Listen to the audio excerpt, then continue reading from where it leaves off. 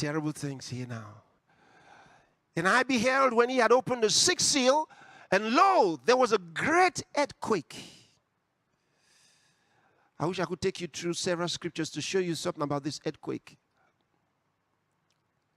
It's a kind of earthquake that the whole world shook. Ever heard of that? We hear of earthquakes shaking cities. Now, this is an earthquake that's going to shake the world.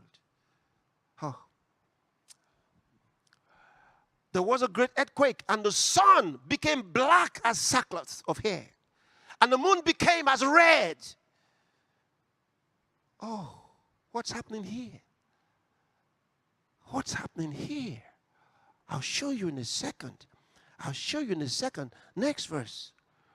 And the stars of heaven fell onto the earth, even as a fig tree casted her untimely figs when she is shaken of a mighty wind.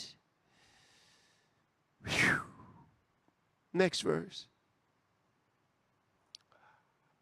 And the heaven departed as a scroll when it is rolled together. And every mountain and island were moved out of their places. Stop for a second. Stop for a second. Go to the book of Acts. Chapter 2 from verse 19. You remember when Peter was speaking on the day of Pentecost? He referred to this. At the outpouring of the Spirit had taken place for the salvation of men before this should happen. So he says, let's start from verse 17 so we'll enter properly. And it shall come to pass in the last days, said God, I will pour out my Spirit upon all flesh, and your sons and your daughters shall prophesy, and your young men shall see visions, and your old men shall dream dreams. And on my servants and on my handmaidens I will pour out in those days of my Spirit, and they shall prophesy. And I will show wonders in heaven above, and signs in the earth beneath, blood and fire. Notice, I will show wonders in heaven above, and signs in the earth beneath, blood and fire and vapor of smoke.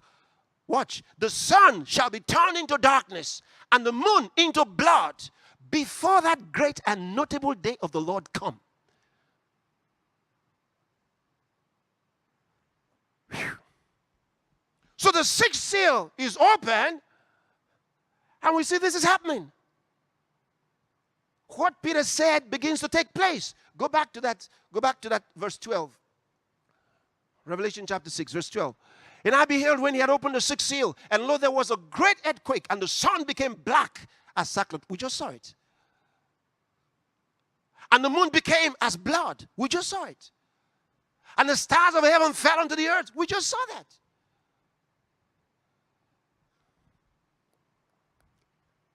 And think what the result would be. Let's read. Next verse, verse 14. And the heaven departed as a scroll when it is rolled together, and every mountain and island. Why? What's happening? This is the final part of the judgment. It's the final part of the judgment.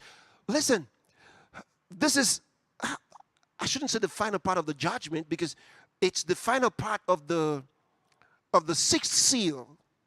Okay? But we're here within this little time that's left from this sixth seal.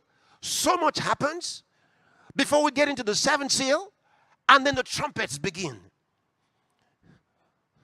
That I told you we're going to be discussing the 7 seals, 7 trumpets, and 7 plagues. I said, you don't want to be here. You don't want to be here after the rapture. You don't want to be here. You don't want to be here. Go back to that verse. Just see the picture. We're not even in the seventh seal yet. But see the picture, what happens here. Verse 15. And the kings of the earth, and the great men, and the rich men, and the chief captains, and the mighty men, and every bondman, slaves, and every free man hid themselves in the dens and in the rocks of the mountains. And said to the mountains and rocks, fall on us. They want to die. And hide us from the face of him that sitteth on the throne, and from the wrath of the Lamb. For the great day of his wrath is come, and who shall be able to stand? Who shall be able to stand? The great day of his wrath is come. This place is what Jesus described in St. Matthew's Gospel, chapter 24, verse 29.